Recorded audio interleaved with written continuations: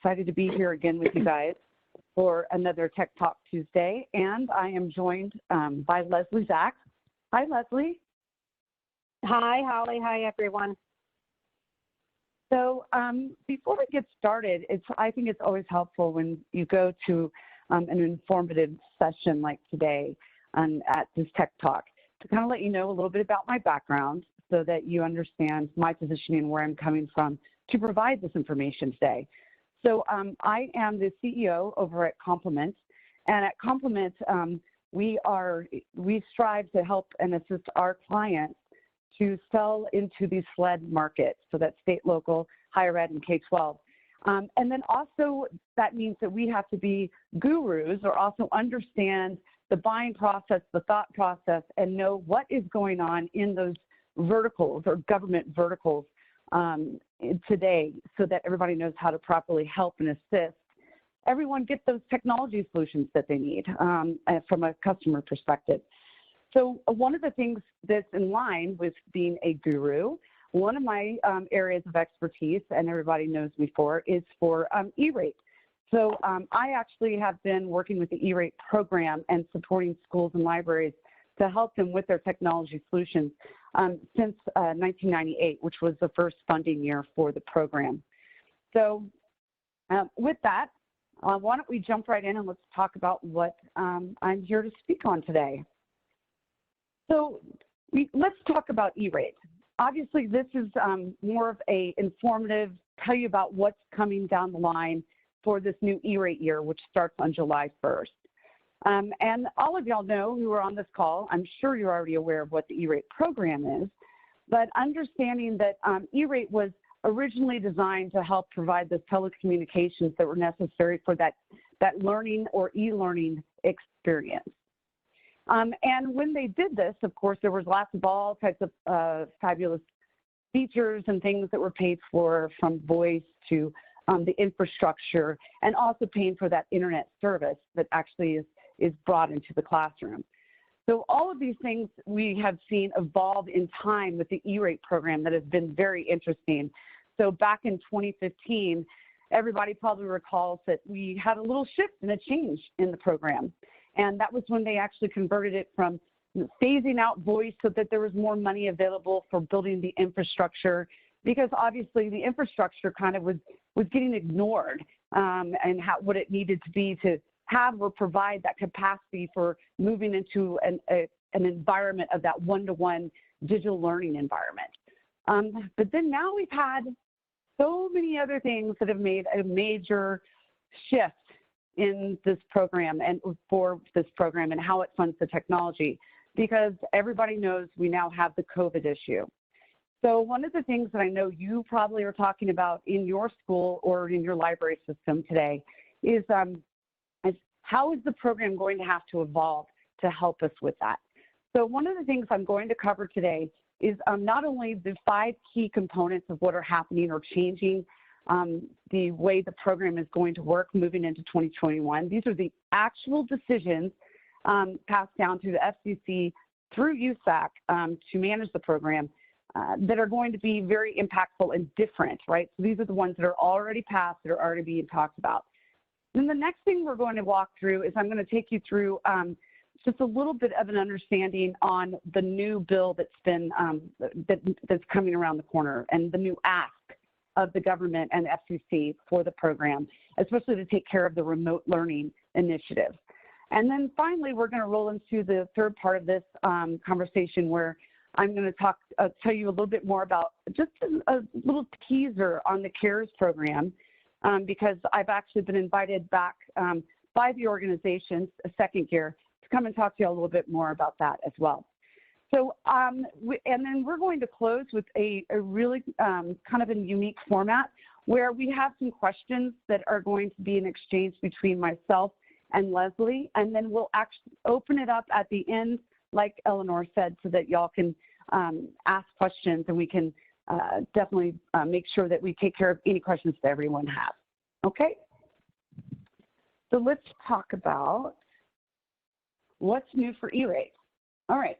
So a lot of really cool things are happening with the ERate program moving forward.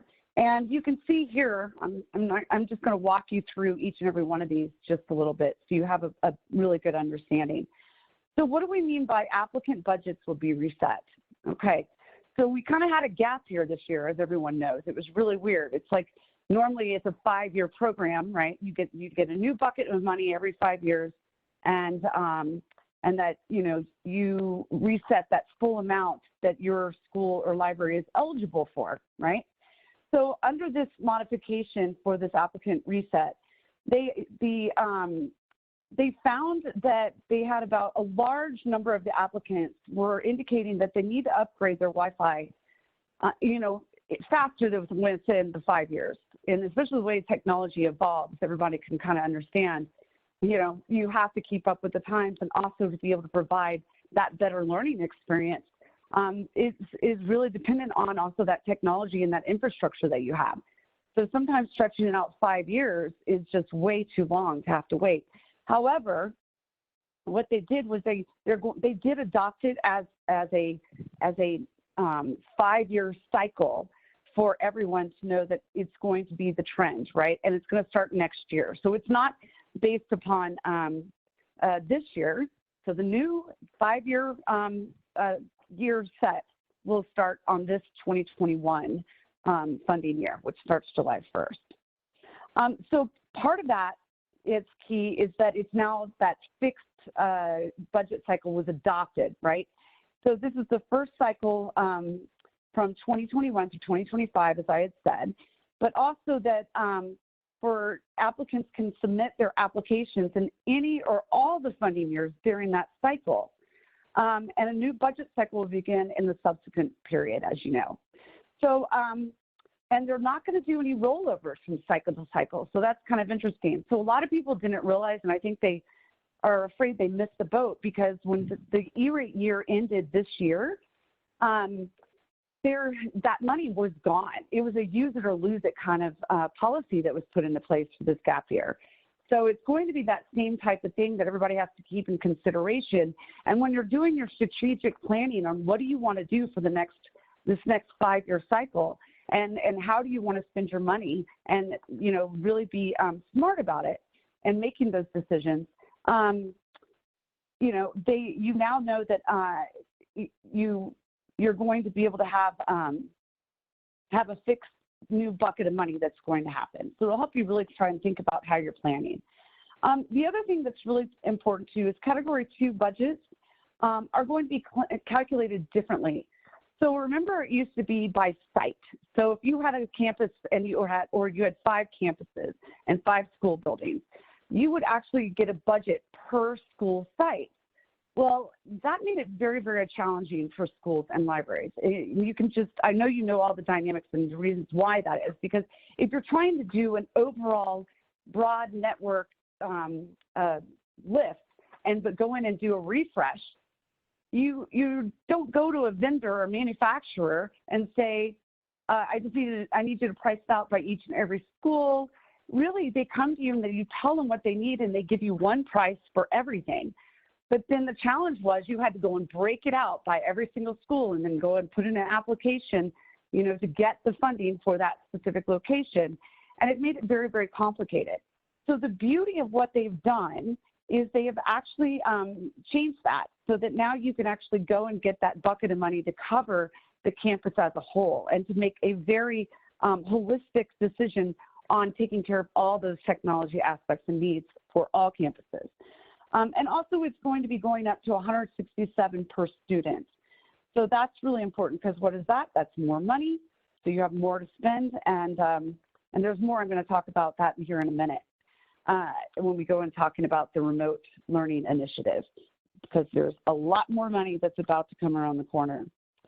Also to help the smaller schools, especially like private entities, the private schools, they have actually done something really interesting. They raised, it used to be about $9,200 for the threshold to get into the program, or the amount of money that anyone could get. They've raised that to $25,000. So if you're out there and you're a smaller school and didn't think you would even have a chance for any funding, you actually do. So they're going to be raising that up to $25,000. The other thing that's really cool and the last thing I'm going to cover on these new rules, is that the fact that you can have a equipment transfer. And before you weren't able to do that. So if you bought equipment for that specific site, and also at that site, remember you had to get that individual bucket of money for that location. Now you can actually be able to take a little relaxation on that. And what I mean by that is that, so say you buy hardware for one location, and you could then build a new location, and say you wanted to shift or move that equipment because demand at another campus, maybe you added onto that campus or you expanded the sites or any other learning area of the facility was increased. So now you have to have more demand at one location. You can actually move your equipment around now from site to site. They don't have to be designated just for that one location. So that's going to be really huge. And that will help for a lot of reasons, as you can possibly imagine. So these are some of the key things and key components. One of the things that I recommend is when you're thinking about that, your budget, right, and moving into this new year, is really consider all the different components and things that you need. And I think probably right now, everybody's kind of hypersensitive to this remote learning. And I know they talk about the homework app, and I'm going to get into that. But one of the things to remember is the program does not include a lot of the components that you need to do remote learning, as you know. So I would say that I think we're going to see some serious shifts in the way that education is and the remote learning and the homework app is all going to have to be resolved because of this. These are the things right here that I've indicated that are being taken care of now.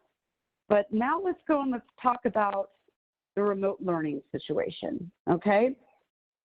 So y'all probably see that number, jumps out at you, right?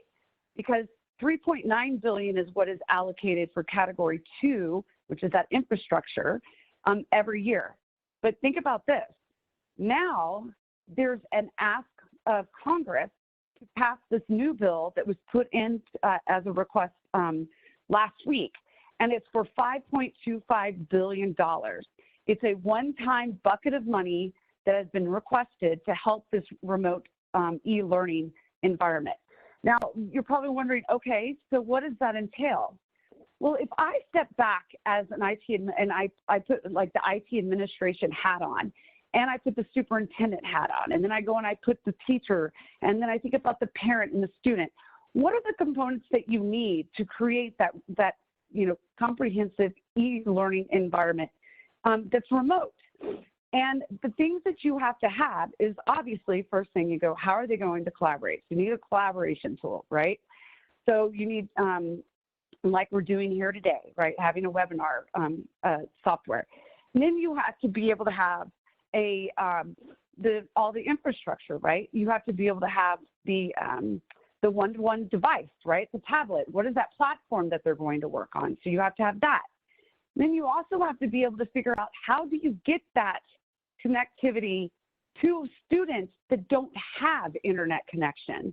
And it's actually a pretty solid stat that about 15% of all of our students, of all of the students out there, do not have internet connection. And in some communities, it's really severe, where there's a large percentage of a school district that have underserved communities that really need help in getting that internet connectivity. So that's another component that you have to think about, right? How are you going to go and get your connectivity that's in your classroom extended to the community?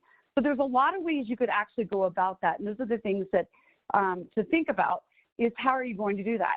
Some of them are very, very expensive, and some of them actually are some solutions that you may not know about that are quite affordable.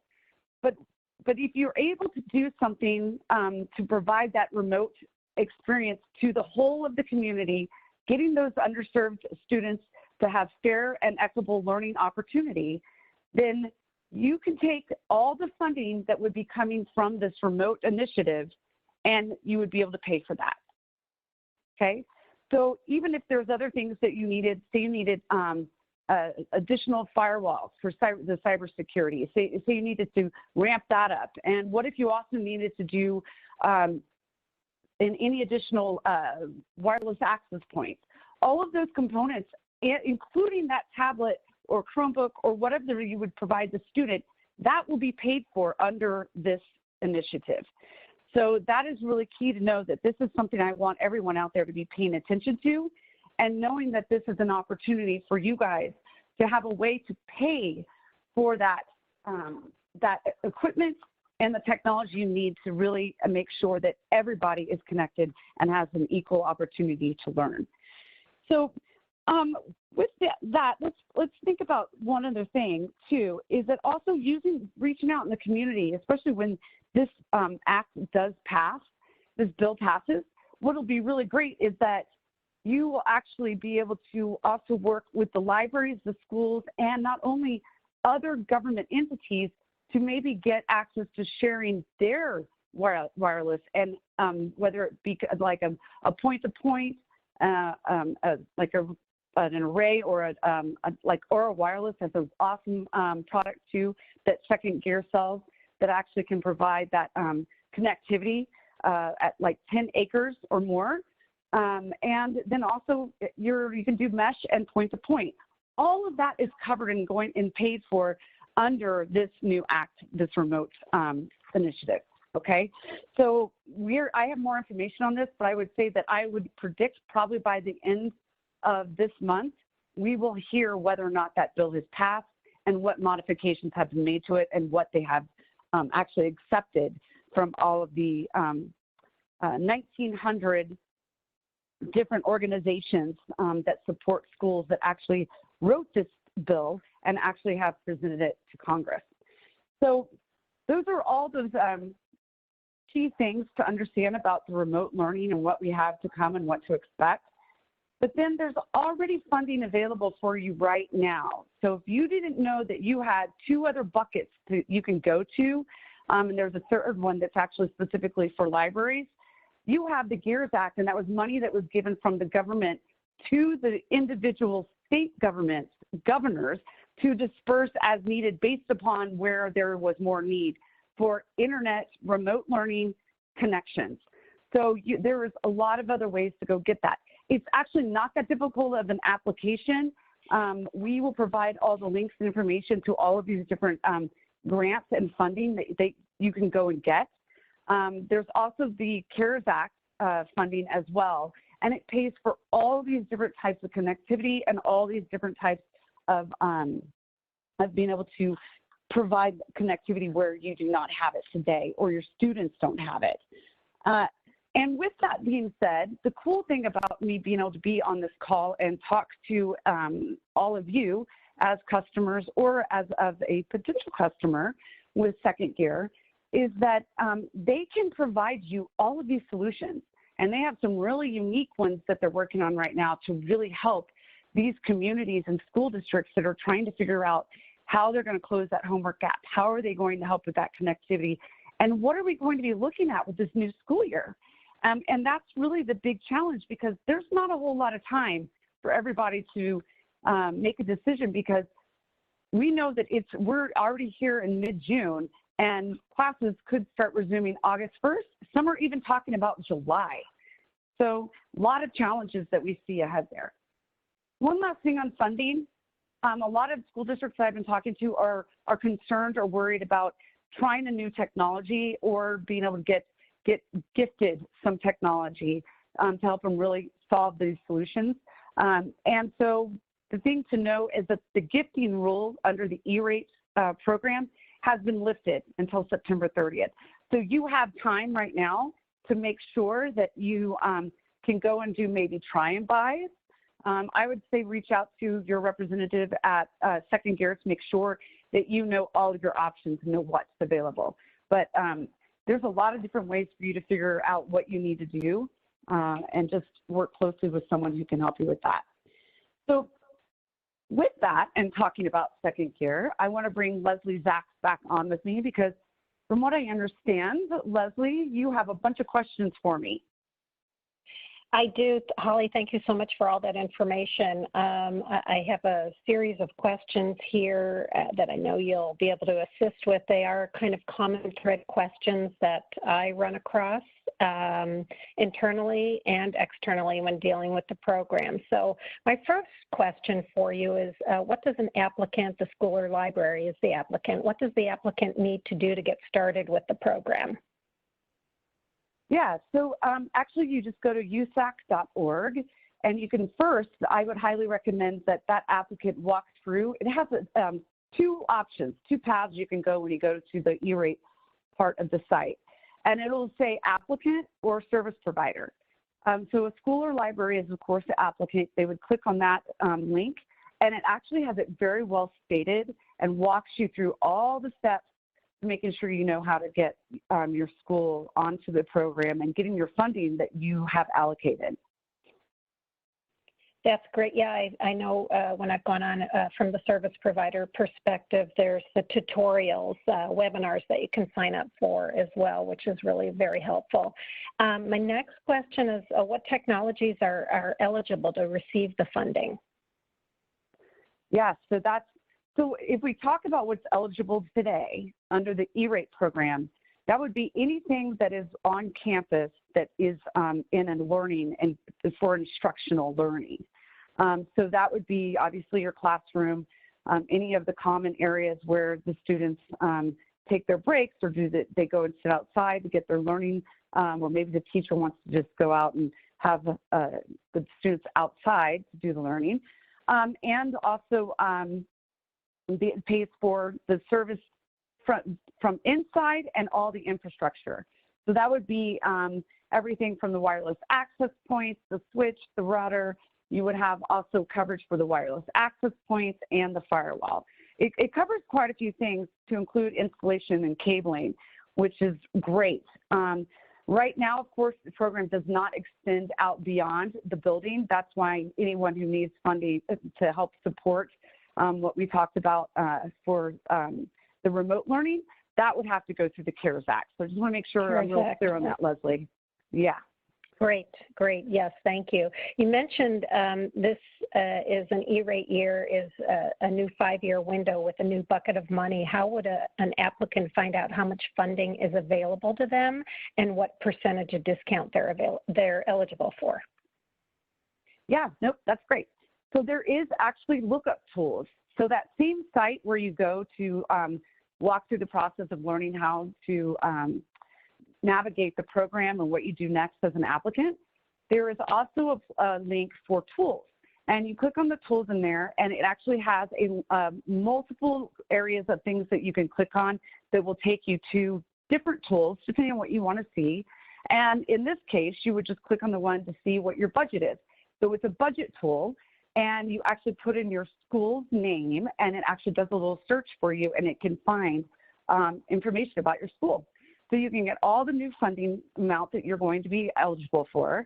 And you also are allowed, or it also will show you your discount percentage that you're allowed, which is 20% to 90% for category 1. And then for category 2, as everybody knows, it only goes up to 85%. 85, right. Okay. What's the timeline for filing with the program this year? Okay, so that is a good question, but it's important for everybody to kind of really know how the process works. So on July 1st, you can start filing your 470. 470 is your request for funding, and it's also putting it's a note to put out to the field or to public and say, I'm posting an RFP, a 470, and I am looking for bids for these different components to build out my network infrastructure. And then you have to wait 28 days for that to be posted. And on the 29th day, you are allowed to select your vendor, the service provider of choice, based upon all the components of the bid. But we will not know the date for filing the next step, which is when after you select your vendor, you then have to file a 471 saying, this is equipment I chose, this is the service provider, this is the amount of money I'm asking for. That won't come out until probably January, or it came out really late this year. So we would see in December, January, there'll be an announcement letting everyone know when they could start filing their 471 requesting the funding. And then around the end of March, the program will close and everybody will start working on obtaining their equipment, starting the invoicing after they've already had it installed, and walking through the next motion, which is, of course, getting it your new system live and installed. The new system in place. Right, right. Are there any gotchas an applicant should be aware of when they're filing their 470 bid? Yeah, so the only big gotcha that I see that's very common is that where a applicant doesn't work as closely on putting that 471 filing in.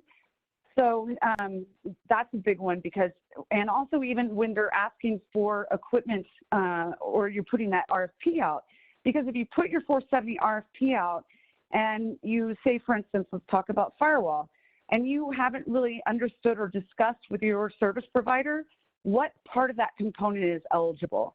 There are certain products that are not 100% eligible under the program.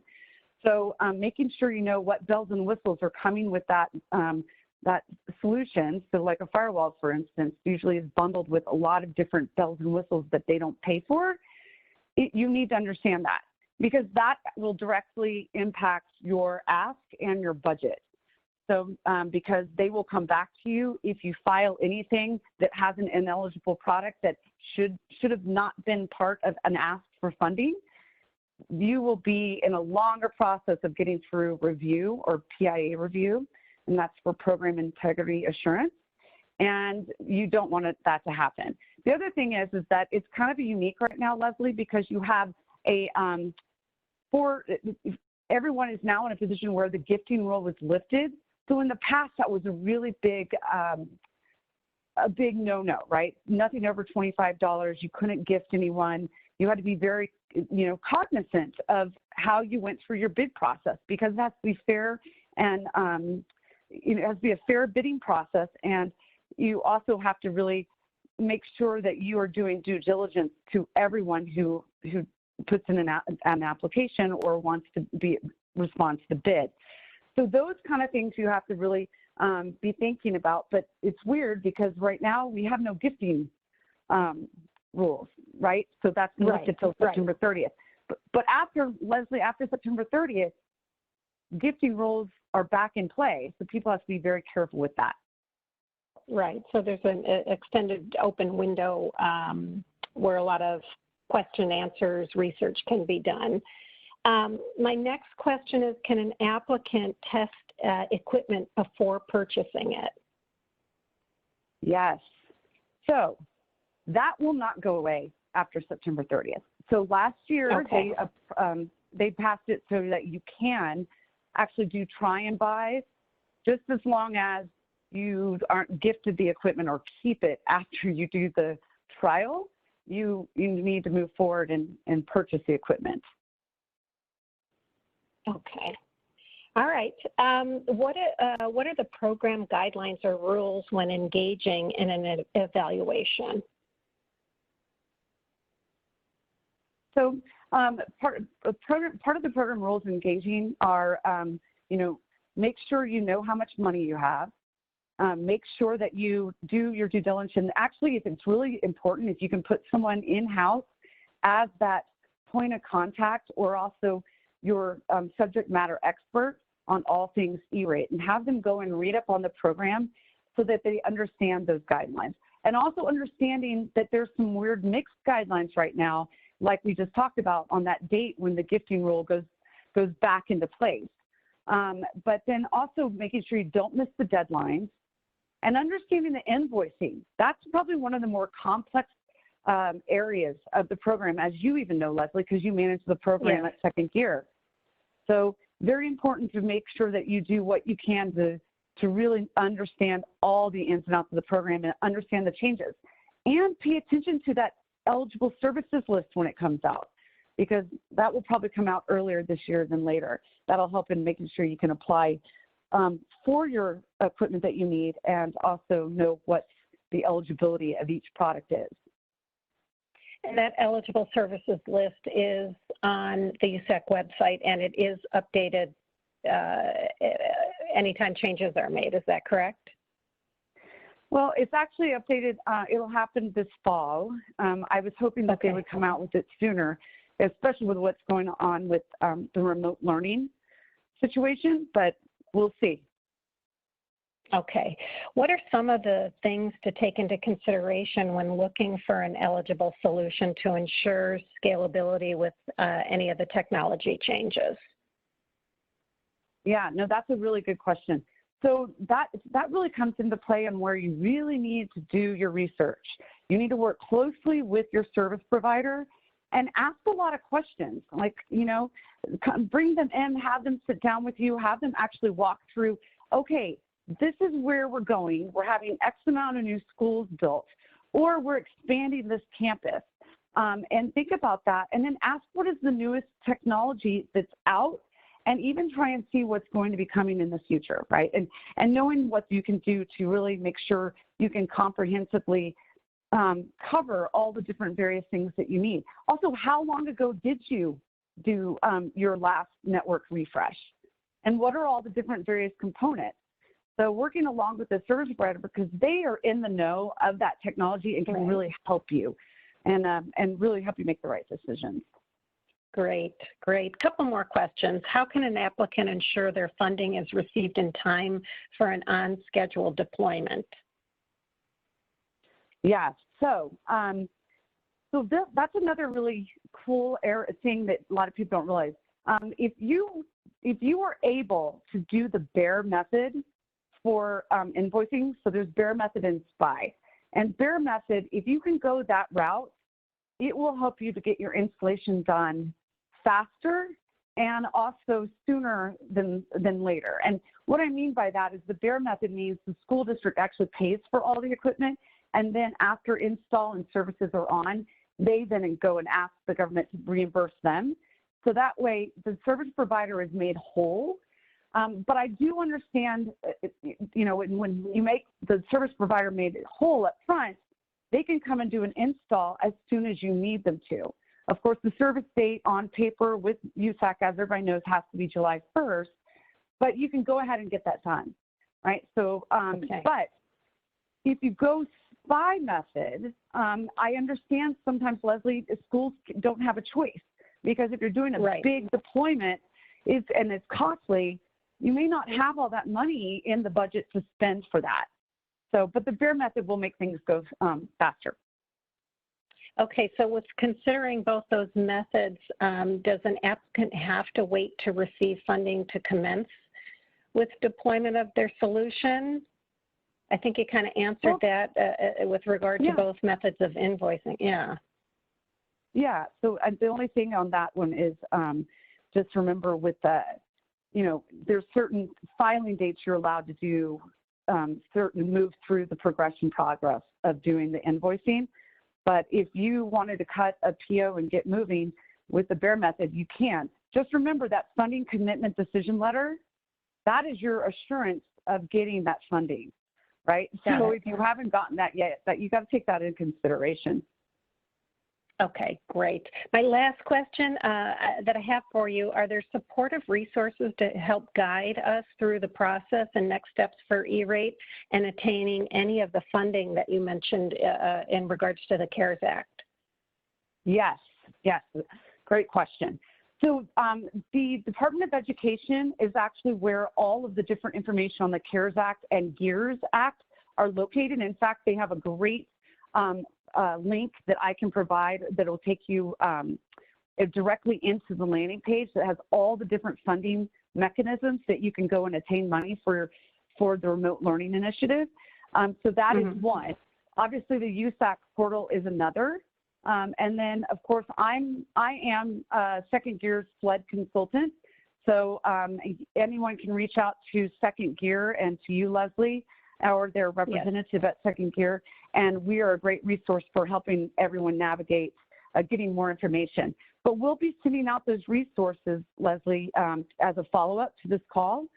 And in a couple weeks, I will be with you guys again to give even more updates and information on the CARES Act and getting that funding and talking about all of different solutions with a little more deep dive into some of these unique solutions to really help with that remote learning initiative. That's great. Got it. Thank you so much, Holly. Eleanor, I think that's it for me on the questions. I think we can open it up now and take any questions that came in through the portal. Yeah, we have no questions, no additional questions are on our end. So that wraps it up. So big thank you to Holly and Leslie, to you as well. If there are any questions, feel free to contact your Second Gear rep, or you can always email us at info@secondgear.com. And that's it. Great. Thank you, everyone.